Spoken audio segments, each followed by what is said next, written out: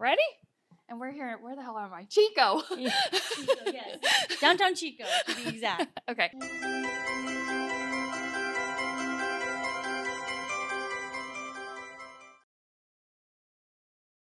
Welcome back to another episode of A Girl Business Podcast. I'm your host, Shelby, and today, girls, we're out in Chico. We're in Butte County, and I'm with the owner of Vang's Plants and Succulents. We're here with Cheng Vang, the owner, and I'm going to let you go as far back as you want to go, how you ended up here and doing the shop. And I know you're also a teacher, right? Yes. So all the details as far back as you want to go. So we actually all started this business during the pandemic.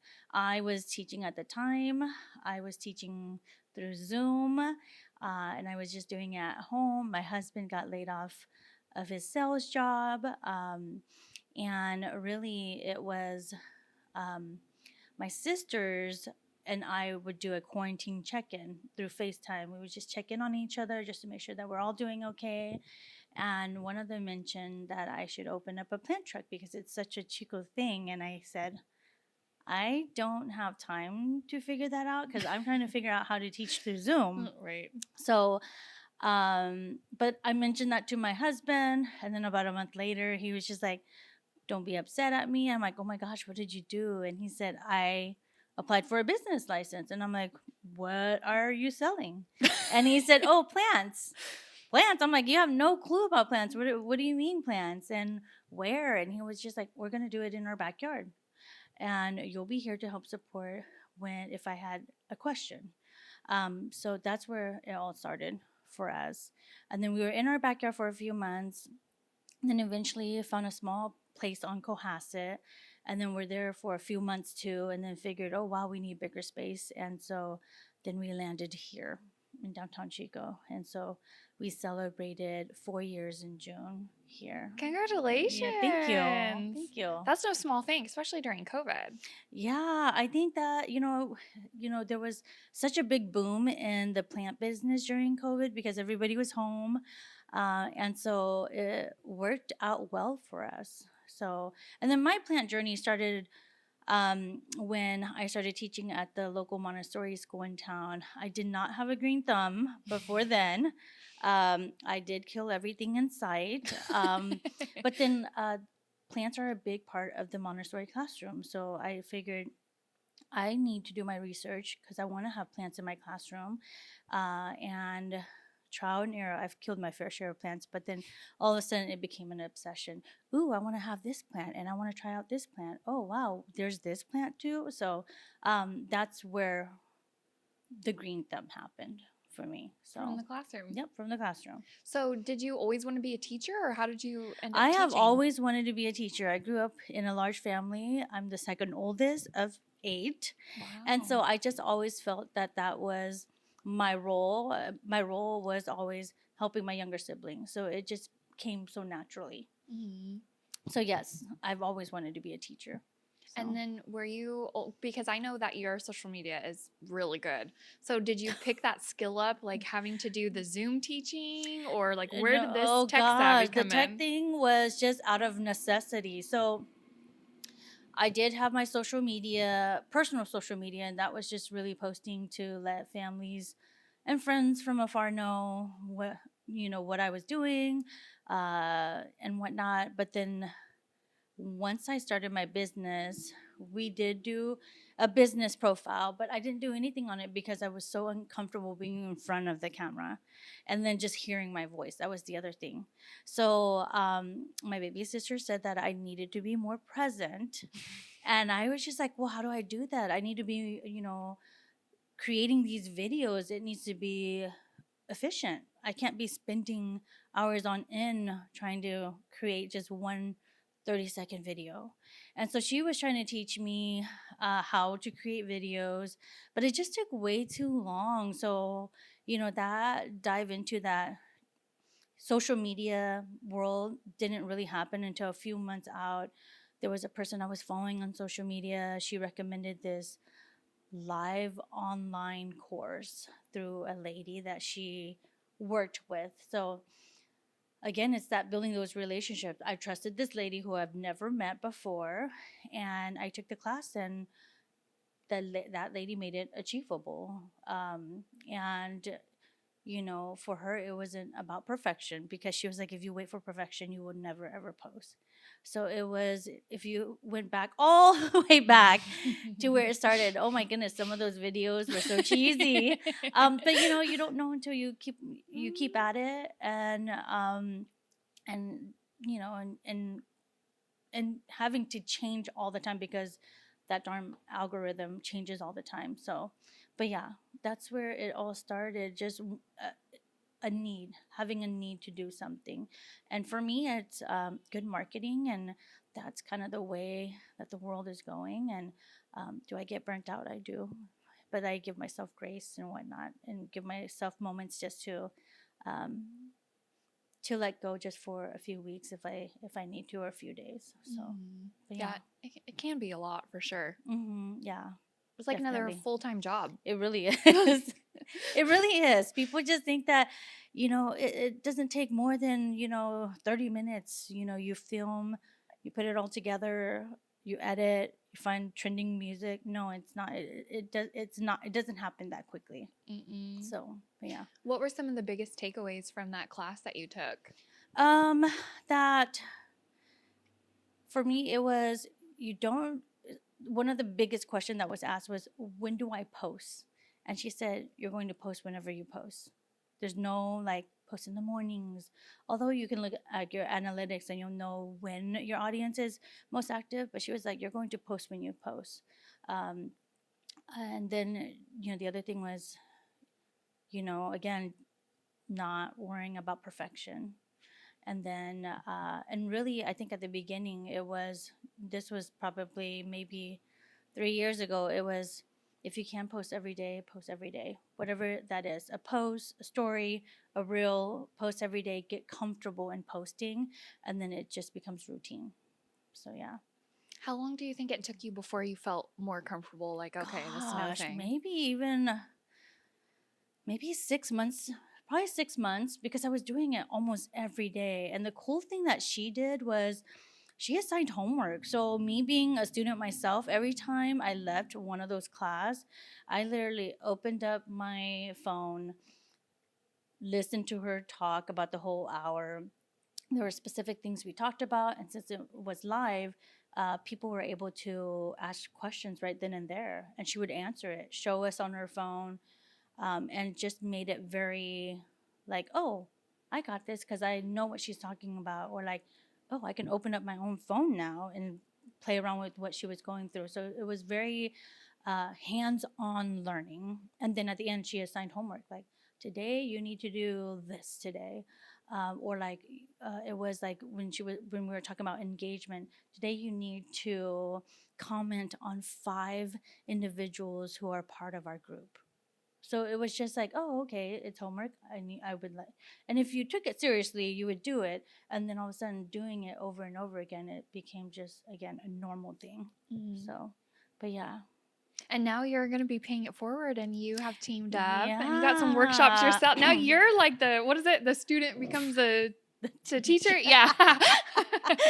Well, yeah. So I have this lovely friend who I've met by being downtown, and her name is Jasmine, and I whenever I am stuck on a post or a carousel or a reel and I need inspiration, I always go to um, her account just to look for inspiration. So we have kind of teamed up and we created these weekly workshops to help individuals who are just really ready to invest in themselves. Um, and I think back on my journey, I could have paid someone to do it, but then I wanted to learn how to do it myself and learn how to do it well, in hopes that if I do hire somebody on who wants to do this, I can help and guide them. So yeah, so we started creating these weekly classes at the beginning of the year, and it's finally all come together. And I want to say, was it last week or 2 weeks ago, shared it out into the world in hopes that maybe someone who is currently in my shoes from 3 years ago, would be like, oh wow, that sounds like something I would like to take. Mm. I need guidance and whatnot. So we're really going to be like really guiding them and really helping and supporting them. But then instead of doing it live, we're doing it in person here at the shop. So So is it like an 8-week commitment or? it is okay. So it is a 7-week course, but we purposely intended to make them so that they can stand on their own. So the weeks can stand on their own. That's So, when we talked about the course, I asked Jasmine, what's the foundation? What should be the foundation? And so our first 2 week, it is very foundational, making sure your bio is on point, uh, knowing how to read your analytics. That's one thing that I didn't I didn't learn before, or like before I started creating a whole bunch of stuff. It was after the fact I started looking at my analytics and knowing who my audience were, when they were on, and whatnot. Uh, and then, so those are the foundational weeks, or those 2 weeks. Um, and we have different tiers too, payment tiers. So if you want the whole entire 7-week course, you can pay for that. You get a huge discount on that. If you want to do, and our second bundle is, if you want to take um, the 2 weeks, week 1 and week 2, then you, in that bundle, you have to take week 1 and week 2, and then 2 of the other courses that you would like. And then we have drop-in sessions for folks who are like, I got my bio down, I know how to read analytics, but you know what, I want to learn how to do storytelling really well, so people can select those. So yeah. Well, I'm anxious to see the turnout that you girls We're get. excited too. We're really excited Yeah. about it. So Because I know that you also have the fall nursery crawl, and you said that a lot of people, you had to do like old school, like call them up on the phone. There's still a lot of people yeah, that aren't doing social yes. media. There's still a lot of people that don't do social media, and and that's fine too. If that's your cup of tea, that's totally fine. That's one big reason why I switched over to doing newsletters also, because I've gotten a lot of customers that would say, "Hey, Shang, I'm not on social media. I don't check social media enough.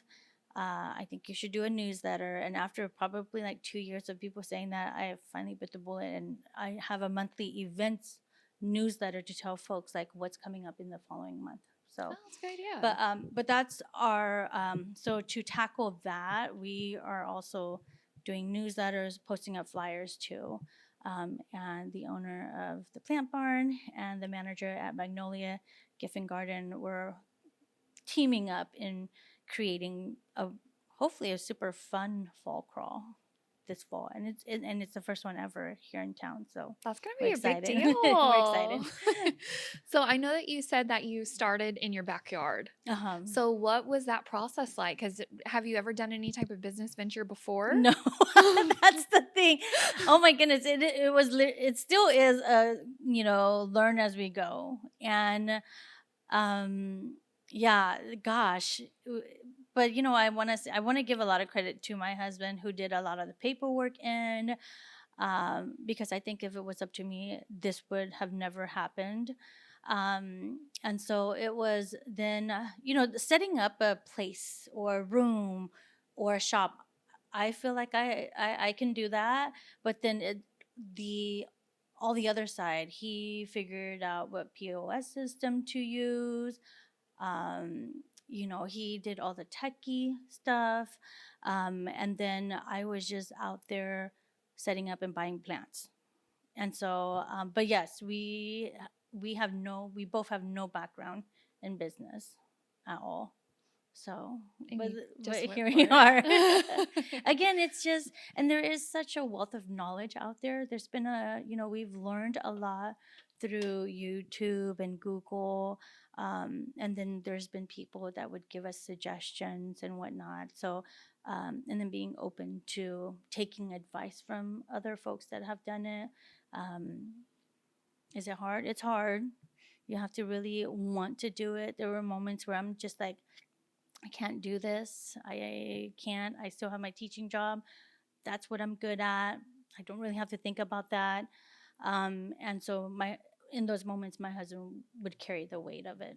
So, but I have since then let go of my teaching job, and I'm running the shop here full time. Oh, Yeah. really? Oh, Yes. wow. Was that a hard transition? Like, That was difficult because for me at that particular school, it would have been I started my 6th year there. I didn't do it finish it completely. I had to let go of teaching for personal reasons, and it was hard making that decision because to me I was just like, I went to school for teaching. I should give at least 10 years for all the time that I spent in school. But my husband told me, you can always go back if you want to. You can always go back. And I think that really helped me release that. And then what I found when I was here full time is, oh wow, I'm still teaching, but just in a different environment, to different people. I'm not teaching little kids anymore. I'm teaching adults, uh, teens, young adults how to care for plants, and that really fills my cup. Every now and then, I do like private workshops for like parties or teen gatherings, and that really fills my like teacher heart when I work with kids, though. But I am constantly teaching every day, though. yeah. But Just yeah, a different form, like you yes, said. yeah. And you're a mom too, so you still get to help them with homework, I'm Yeah, sure. I'm a mom to 3 boys. 2 of them are adults now, but um, that has been wonderful too. Although I love teaching, whenever I needed time off, I always felt guilty. Like, oh man, I'm, not going to be there for my kids at school, like my students. But then having been here full time at the shop, it's like, oh, it's raining cats and dogs outside. I can close my shop and go pick up my child without there being any guilt. And it would be just a quick sign on the door. I'll be back in 30 minutes. I'm picking up my child. And at first I was just like, ooh, but what if someone's upset because they're here, and then all of a sudden there's this sign at the door.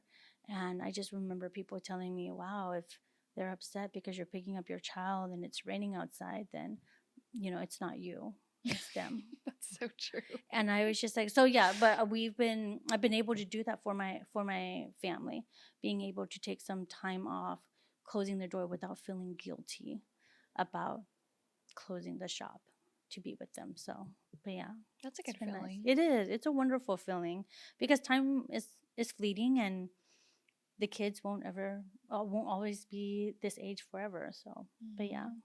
When you first started the business and you were first getting up and running, or maybe first coming into this building, did you find the opposite, that you had to put in a lot of hours here instead of with your family?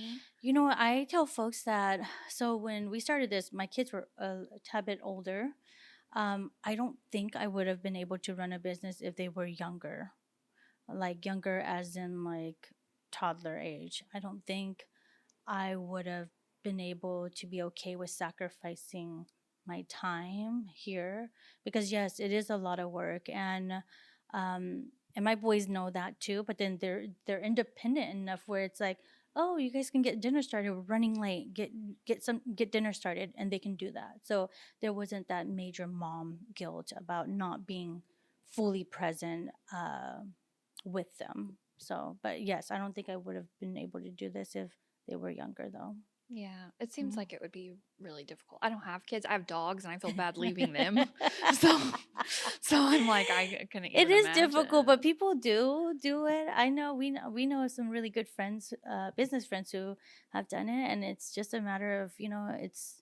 I think that if they were younger, that it would be a matter of just toting them around. They'll be here a lot of the times. Thankfully, Vang's parents are in town, and my kids adore their grandparents. So it's like we have an entire village to help us with the kids, Mhm. so which we're grateful for. Because you said your husband's from here, right? Yes, that's correct. Yeah. Okay. And then, so did you go to school in Fresno for teaching? Yeah, so I did start off my higher education at Fresno State, but then married and then transferred and finished up my schooling up here at Chico State. So I am a Chico State alumni.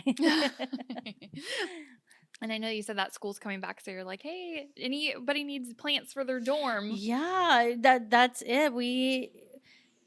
That's been one of the most beautiful thing about being in downtown is you although towards the end of the students journey, it's sad to see a lot of our customers who are graduates leave, but then we get an influx of new students every single fall time. So we're excited to see them, help them in their journey. And you know what? It's not just buying plants.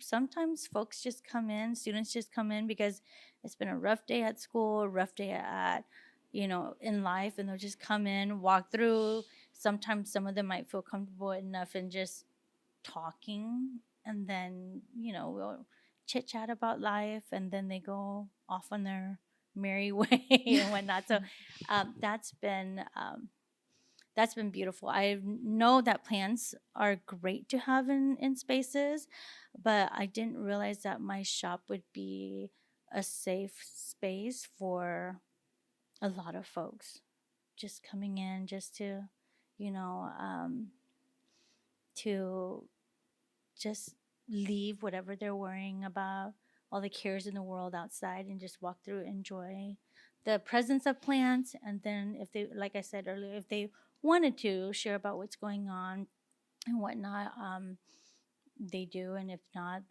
I give them their time just to walk around and whatnot. So, but Mm. yeah, Well, there's yeah, a lot of psychology behind there plants, is. right? Do you have Yes. any tidbits that you could share? Gosh, I wish. I just know that whenever it's almost like what do I do when I'm stressed or when I'm having a rough moment? I tend to go outside into nature. That centers me, that grounds me. I'm able to kind of reset myself, and so that if I had to go back into a space, I'm ready to go. But and when I, as a plant owner and then a plant shop owner, when I go into spaces, like the first thing I notice are plants. Do they have plants? And if they do, it's like, oh, this place is, it feels warm and welcoming. And then when I go into places where there are no plants at all, it's like, ooh, it's like, I don't know if I want to be here. Is this place inviting or whatnot? So, Mm. um, but yeah, there is science behind it. I just don't know all the science. All I know is just what I feel, and it feels good when I'm around plants. Definitely. Yeah, Do you have a lot of plants at your house? I do, but it has dwindled down. It's hard to care for plants here and then go home and care for my own plants. So the plants that have survived, the plants at home are the ones that have survived off of neglect. So I do have a good amount, but it has dwindled down quite a bit just Mm. because of just the lack of time in Mhm. caring for them. But yeah. Well, that's kind of how it goes. They say, like, oh, if you're a fencer by trade, your fence is not great. That's It's like, true. Yes. that's Which, always and how it that is goes. very true. Yeah, so people always ask me all the time, "Oh, your home must look like this." It used to, but no, not as much anymore. And the plants that are at home are those that have survived off of neglect from myself. So Only the strongest will survive. yes, yes, and there are plants that that are made for people who don't have time. And so when people walk in, they're like, I need a plant. I just don't have time. I would love plants. I just don't have time for them. Oh my goodness. I would tell them there are plants made just for you. So, Well, I'm definitely going to be getting some plants because I have a rental property in Lake Almanor uh huh. and I'm not there. Like, I'm there in between guests. So I'm Okay. not there consistently. Uh huh. But I mean, like you said, it's just so nice It when there's is. plants. Mm-hmm. And then in Quincy, where I live, we get these like little tiny bugs Okay. and we can't, I mean, at least I know I can't. And some of my girlfriends, like, it's impossible to get rid of them once they Okay. start. So I'm like, I don't even bother there. I took them all to my rental, but it's like, well, I'm not at my rental all the time. So Yeah. There are plants for that would thrive off of neglect. like Okay. major neglect. Okay. So They yeah. got like some daddy issues or something. I'm here for it. That's kind of plant. Give me the daddy issue plants.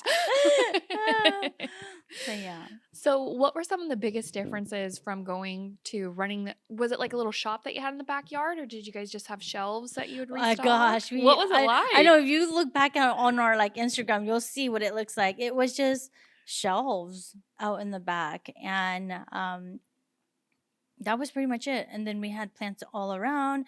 We were there for probably, gosh, 3 or 4 months, and then it started getting. We were hitting fall, and I just remember telling my husband, gosh, we need a place for all these plants because unless we build something to cover them just in case it drops, the temperature drops and we have to protect them.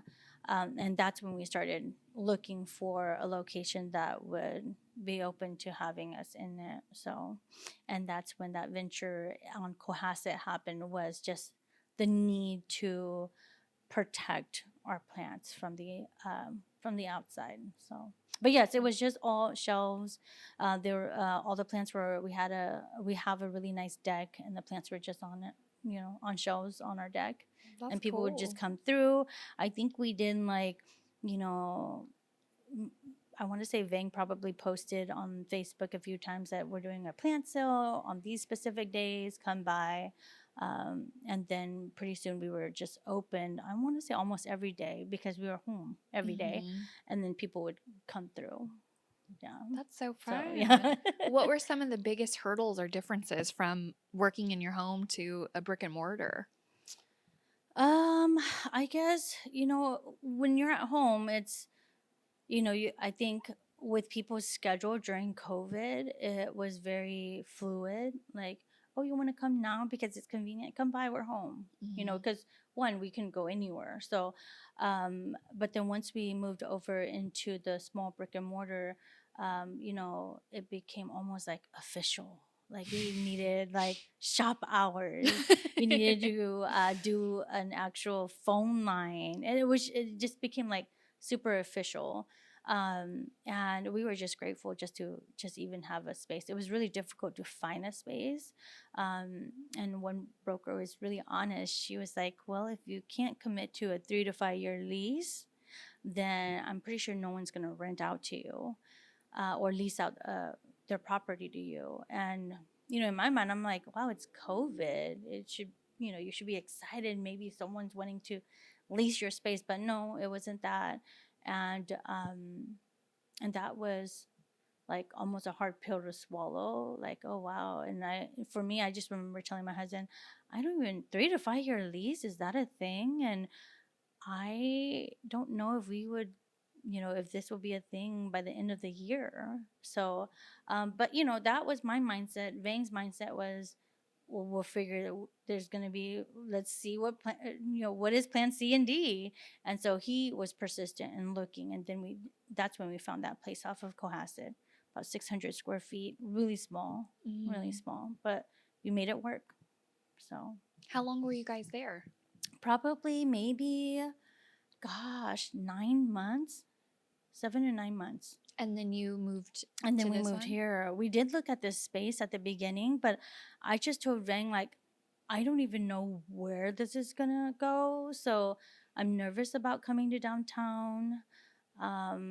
It was really vacant downtown because everything was closed. The restaurants were closed. Like, it was vacant. And even before we signed our lease, when we walked, I was just like, before we sign anything, let's just go walk downtown. And boy, it was so dead. And I'm like, I don't know if I want to come downtown. But again, it's just that taking that leap of faith, risking. And if it works, it works. And if it doesn't work, at least we tried and we know that it didn't work. Yeah. So yeah. Otherwise, you're just constantly going to be wondering, like, What if? right? Yeah. And it just haunts you. Yeah. So. Yeah. I just a couple days ago, actually, I put in my resignation for my corporate job. Well, congratulations. Thank you. I know that it's scary, but congratulations. Thank you. You know what's so funny is when I tell entrepreneurs, Uh-huh. they're like, "Oh my God, yes!" But when I tell like corporate people, are like, "Oh my God, like you're gonna ruin your life," like it's just the contrast is so Yes. funny.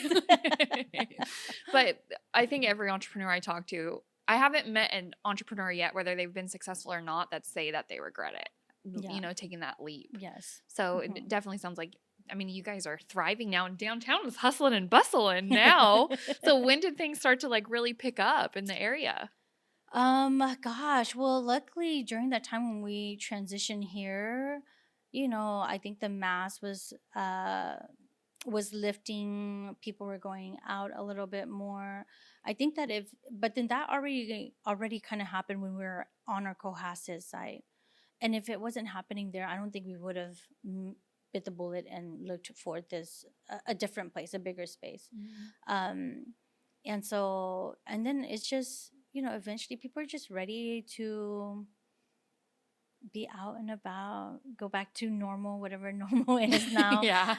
And so they, it's like kind of like what they say, if you build it, they will come. And, when we told people that we were coming here, like people were just excited because they knew that it would be more space and meaning more plants and whatnot. So we were excited that they were excited.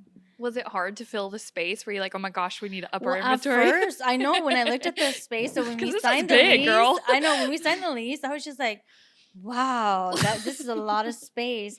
I like to say I'm optimistic, but then Vang is always more optimistic than I am. He was just like, what do you mean? Why are you questioning yourself? You will be able to fill this space. Like we will be able to fill this space if we need to. And yes, that was not an issue at all. No, So, that's good. yeah. Do you have customers that have followed you since Oh, starting in your yes. home? It's always nice. So we see so many people, but it's always nice when customers come in and they're like, I was with you when you were selling your plants in your yard, and that's just a small amount of people. So when they come in and they're still buying plants from us or checking in on us, that's very dear to our hearts for sure. Yeah, that's awesome. That means Yeah. you guys are doing a good job. I like to say yes, but I hope so. Yeah, But for yes. sure. Mhm. And how's the downtown community been? Because I know there's a couple other business owning girlies in the area. I love it. I've built or created or have these wonderful relationships with a handful of business and then just people in downtown Chico that I would not have had if I did not come here. So I'm grateful. It's nice when you have people that want the best for you and that they'll cheer you on and they'll support you. And so we have those special people too in downtown. So we're really lucky. Really That's lucky. great. Yeah. Well, It I feels know good. that you recommended the Brazilian steakhouse, so I talked to her. Oh, Yes, nice. yeah. So I'll be coming back to Chico in Oh October my to gosh, film. I love Lily's. Yeah. Yeah. What should I order? What's like your favorite over Oh, there? so I am so basic. I don't know the Brazilian name. But it's just their garlic pasta. That's Okay. my go-to.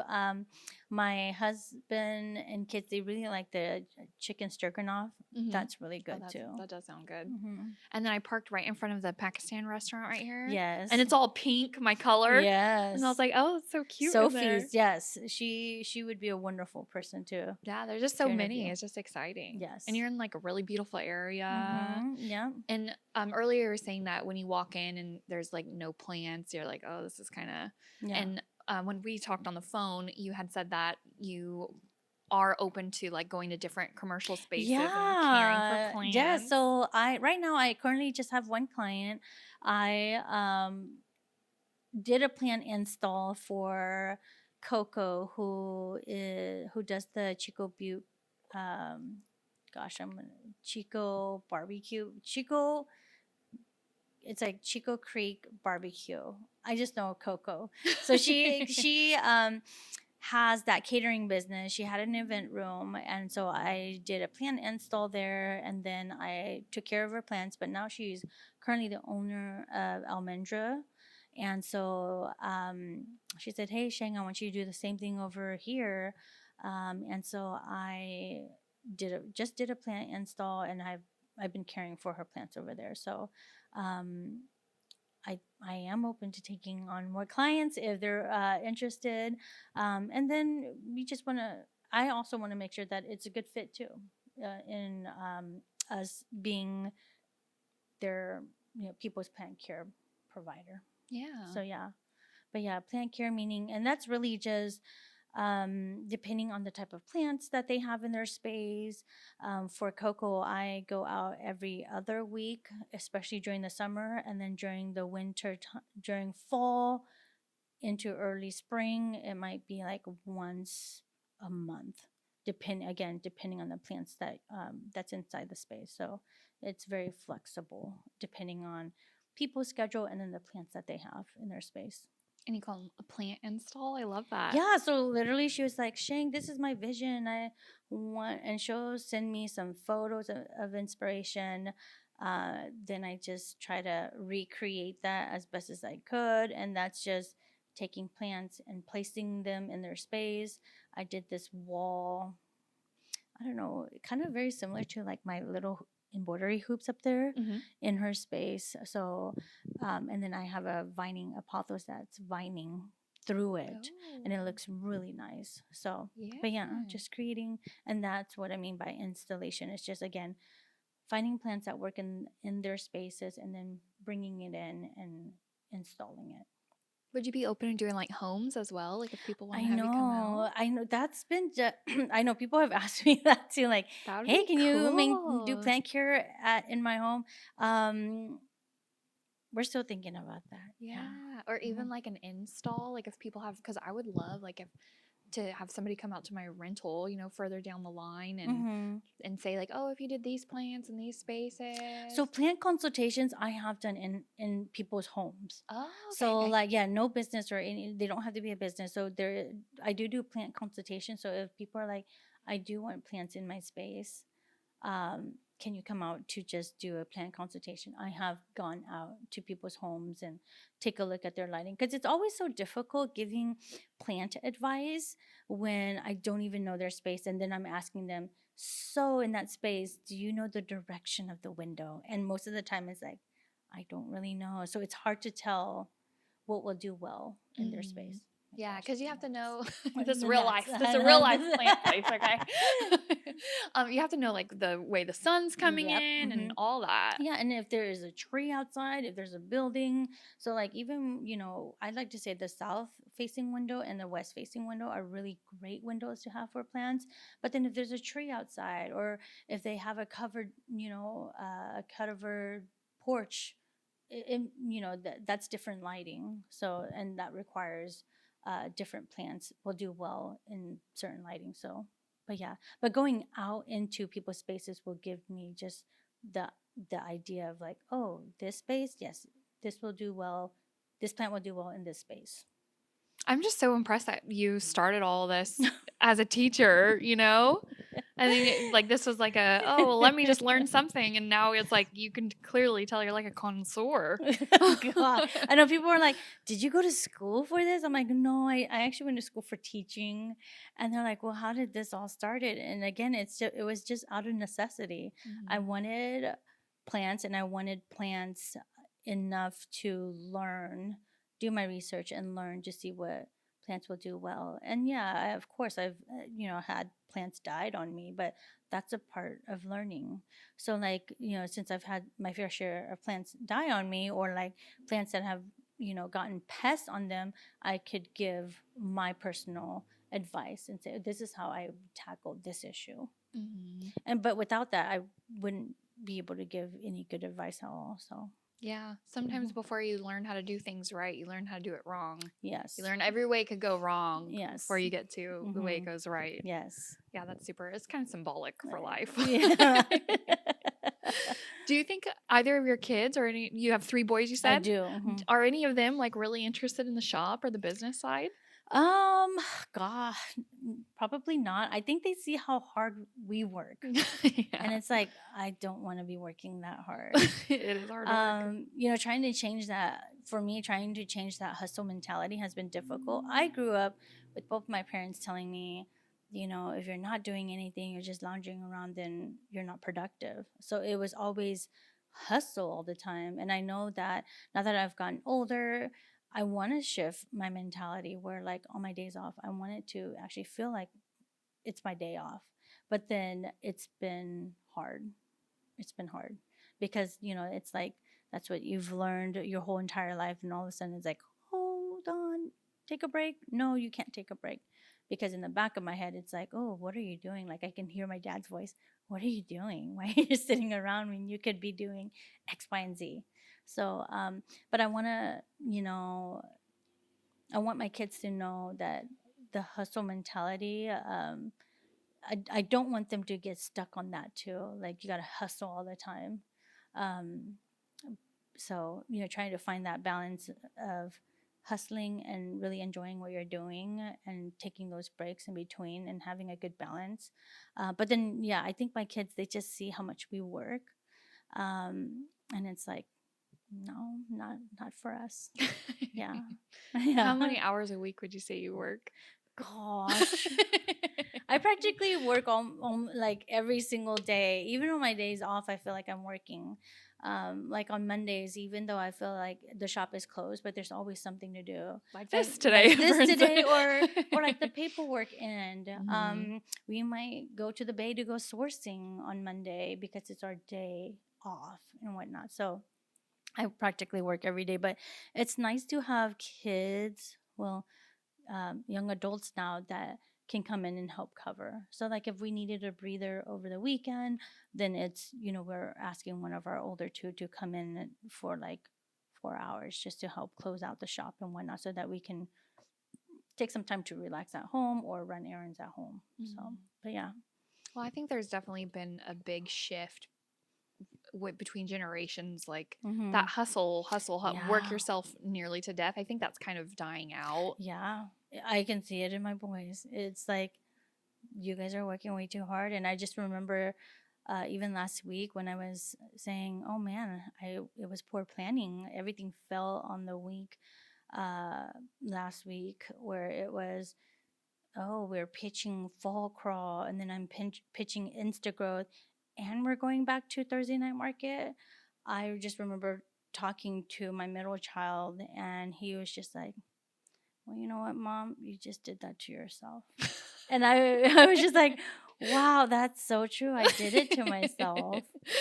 But then, everything, there's a heart in everything that we do. It's just which heart we're willing to put up with or go through with. And so, and he, it was just like, I was telling him I love teaching, but there's a different heart in teaching.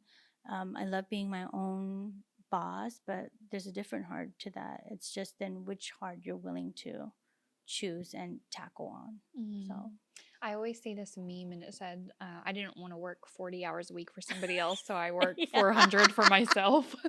I feel that all the time. I've seen that and I'm like, oh my gosh, that's so me. Yeah, it feels Yeah. like more work, but also still less at the same time. Yeah. It's hard to explain. It is really hard to explain. If you're not in that shoe, then you don't get it. People would be like, "What? That doesn't make sense." But it makes total sense to us. Yeah, Hmm. like it's not soul crushing, I guess. Yeah. You know? Yes. Agreed. Hmm. Totally. Yeah, I agree. Do you think you'll ever go back to teaching, like in a traditional sense? Because I know you teach here, but Hmm. back to like a I school know. system. Every now and then, I do have these, you know, thoughts. But then, to tell the honest truth, the teaching has changed so much. I still have a lot of wonderful teacher friends, Mhm. and man, there's burnout, like burnout there for sure. And when I look at them, I'm like, wow, I don't want to go back to that. Like, in the moment, in the current state where I'm at, I don't want to go back to that. So I'm gonna keep trugging along here. Yeah. So, but yeah. Have you inspired any of your teacher friends to leave and start their own business? No, not yet. Not yet. Not yet. It's a um gosh, I'm like, wow, do they see the amount of work that I put in? They probably don't, but then it's like it's hard taking that leap of faith. It really is. I know people ask me, well, how do you do it? And I'm like, you know what? I think, you know, it having a good support system is so important because when I'm in my lowest pit where I'm questioning myself, where that imposter syndrome is creeping up, Mm. you know, I have my support system that will tell me, you know, it's going to be wonderful. Do you know who you are? Do you know what you've done? And I am grateful for my support system because I think without them, I probably would have quit this long ago. So, yeah. Yeah, it's really Mhm. important. It sounds like you have a really good one, like with the community, with your husband, with your Yes. family. So Yes. that I'm sounds grateful. wonderful. Yeah. So we've talked about the crawl and a couple of other things going on with the business, but anything else that you're looking forward to in the future? Any big plans years down the road that you have? Gosh, well, if I wish I can see so much further, but I can't because we are rolling into, when you think of retail, the holiday season. It's already like January in my I mind, right? know. Yes. But you know, like the wonderful thing about downtown Chico is we have all these like uh signature events during the end of the year. And so I'm excited about we have the art for October. They're working on our roof. So October month. And so last year we had a artist inside of our shop for the whole month of October. Oh, wow. And then there's Treat Street that happens for the little kiddos. That's always so much fun. And then we have Small Business Saturday and then the holiday. Yeah. Christmas preview is always a lot of fun here in downtown Chico. So my mind is just set on all those all those events, which I'm really excited for. Mhm. But yeah. It's crazy how you always, when you're running a business, you're always living like one season ahead, Yes. you know? Mm-hmm. I found that's one of the things I'm working on now is like being in the present, Mm-hmm. but it's Yeah. super hard when you It own a is. business. It is. It is. I'm like, you know, before I even own a shop, it was, you know, the holiday decoration didn't come out until after Thanksgiving. Now it's like, oh, I have to prep for that already in October. Mhm. And I've been tempted to put out, you know, we're just in August, but I'm tempted to put out like Halloween stuff. And so it's but then I'm holding off. I'm like, I'm gonna wait until September and then slowly pull those guys out. So I love Halloween. it's fun. That's my favorite. Yeah. Do you do like little spooky things around the shop? You know what? I don't go all out because here's my reality. If I go all out, eventually I am the one that has to clean up everything.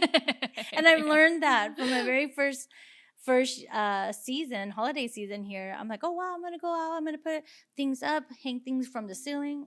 In the end, I am the one cleaning everything up. So it's been very minimal. I usually for Halloween, my son makes these little stained glass ghost stakes. Oh, So I created a cute. little haunted mansion, and we usually just put it on a shelf, and then we put his little ghost stakes all around the shop. And but then you know on the specific day where we do Treat Street, then I like to do a little area out here, decor area. Um, to represent what I am going to be for Halloween. So like last year I found some monarch butterfly wings at the thrift store and I decided, "Oh my gosh, I should create a pollinator garden outside."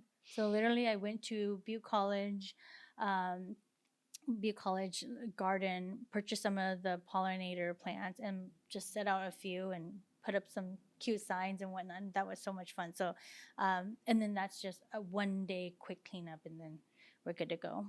That's But really yeah. cute that complimented your costume. That's a Yes, great that was idea. very intentional. I'm like, okay, I'm a plant shop. It should make sense. Yeah. But it's always so much fun watching all those kiddos come through. So much fun. So. That's a great idea. You're like a little marketing genius. Thank you. Yeah, for sure. Any advice that you have for women that maybe want to shift careers or start a business or learn about Yeah, plants? well, you know what? I'd say just go for it. You know, I like to have everything, like all my ducks squared and ready to go, knowing X, Y, and Z. But I've learned that if I waited for that, again, this would never happen. You just have to do it. And then you learn as you go. I am still constantly learning about all types of things. But just just do it, or else, time will keep on ticking. There is never a perfect time to do it. If you're feeling, I think you have to know yourself too, yourself also.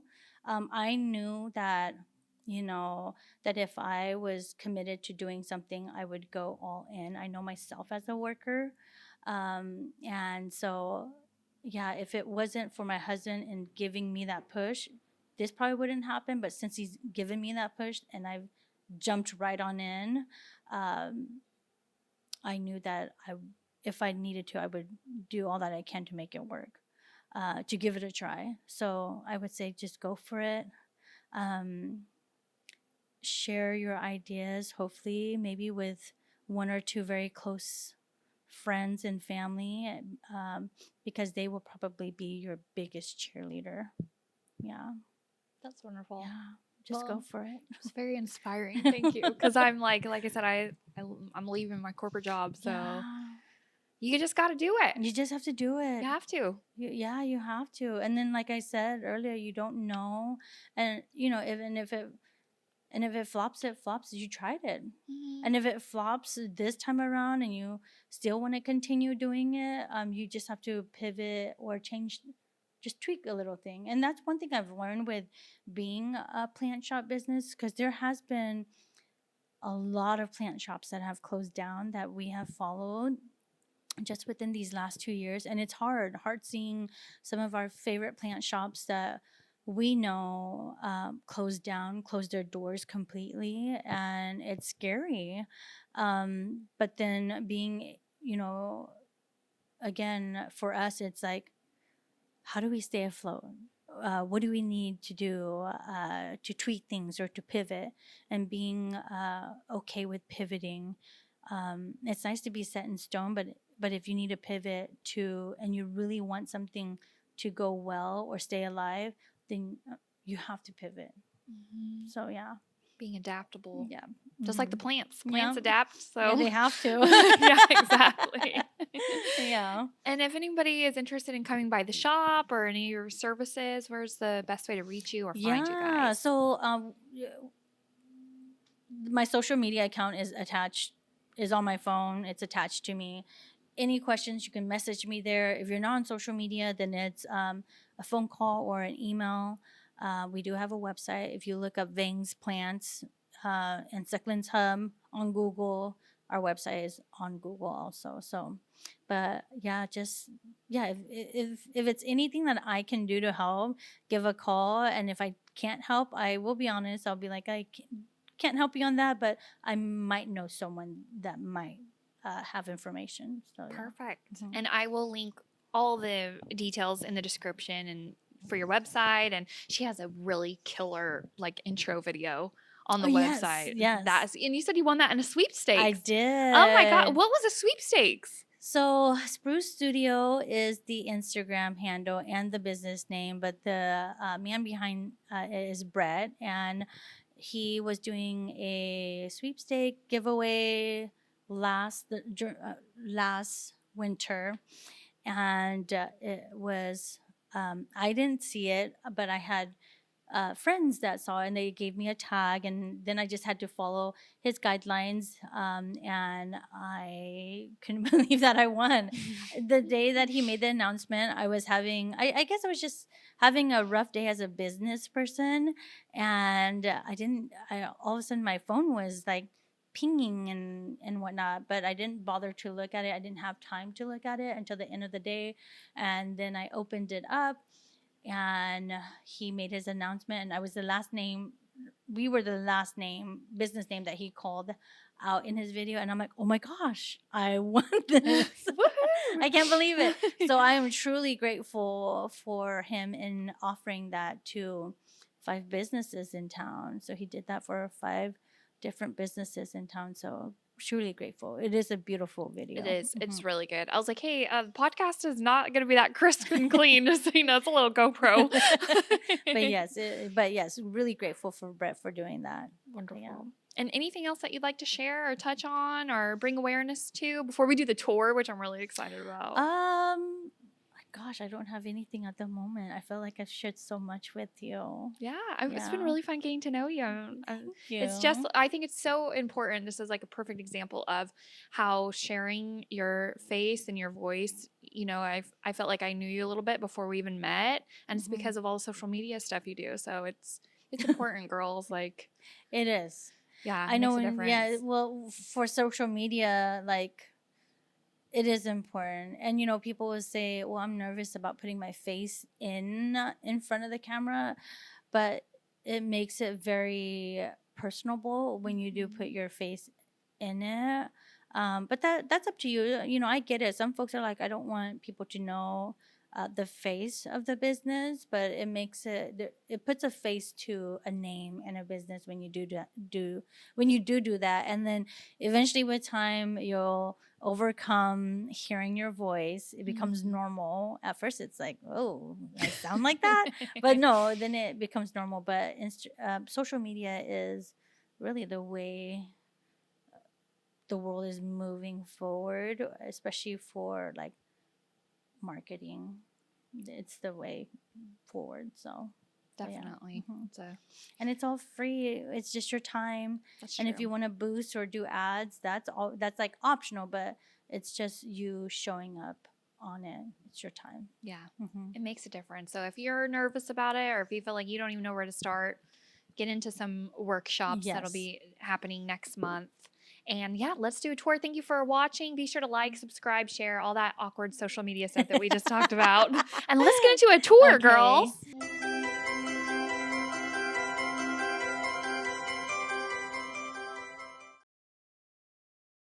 Hi guys, I'm Shang. We're here at Bangs in downtown Chico. Come on in.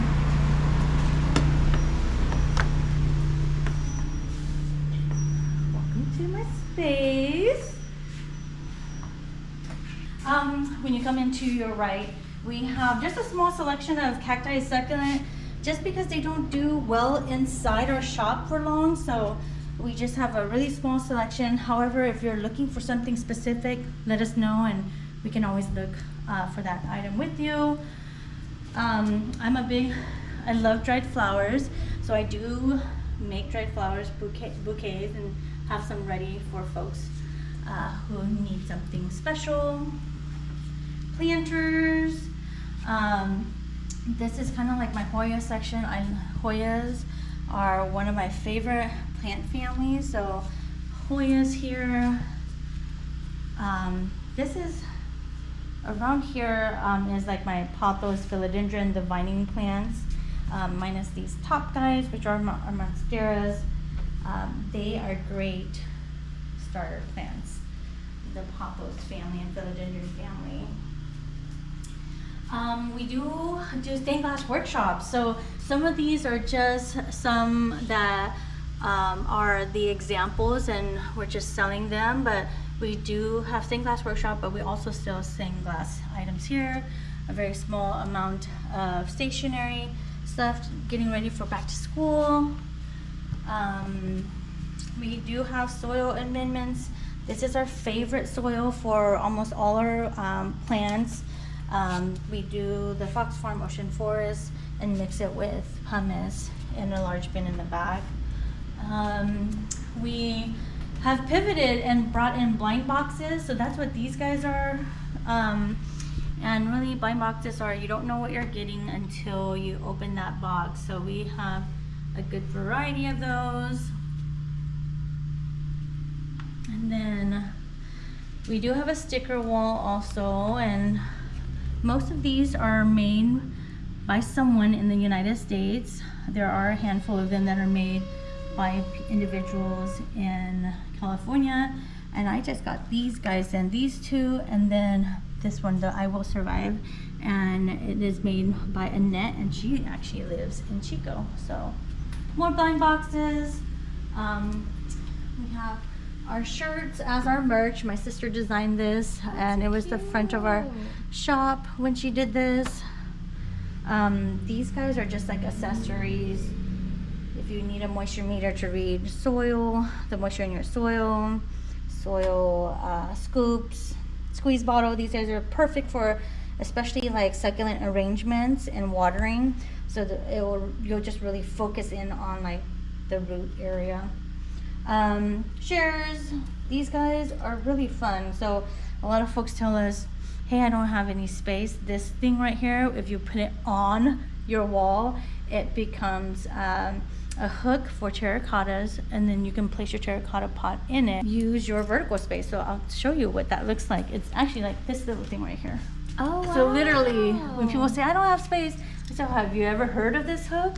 And then I'll show them, and it's just a matter of just hooking this thing on. And people say, well, terracotta, as long as your planter, even if it's ceramic, has a lip like this, then it will work. But all terracottas have that. So yeah, and our humidity loving plants here, Calathea maranta, our ferns. And then we have this section here. Air plants we do have, just a small selection of them. And then the other big thing is folks are really into terrariums. So I created a few spots for terrariums. So I do make my terrariums myself. Most of my glass are thrifted, and then I just breathe new life into them. But we do have little tiny plants, moss, rocks, the charcoal, and the soil for folks to, if they want to build their own. And then I teach workshops, a terrarium workshop every month also for folks who want to learn how to do it. Then these guys are coniferous. So this set up here and this set down here, people like the weird stuff too, and these guys are fun to have. And then down there are my orchid jewels. But yeah, Beautiful. that's pretty much it. If you haven't been in, come on in. We're excited. I'm excited to see you. Yeah, we are closed Monday, and then Tuesday it's 12 to 5, and then Wednesday through Friday 11 to 5, and then on the weekend on Saturday it's 10 to 5, and then Sunday it is 10 to 4. So close on Monday.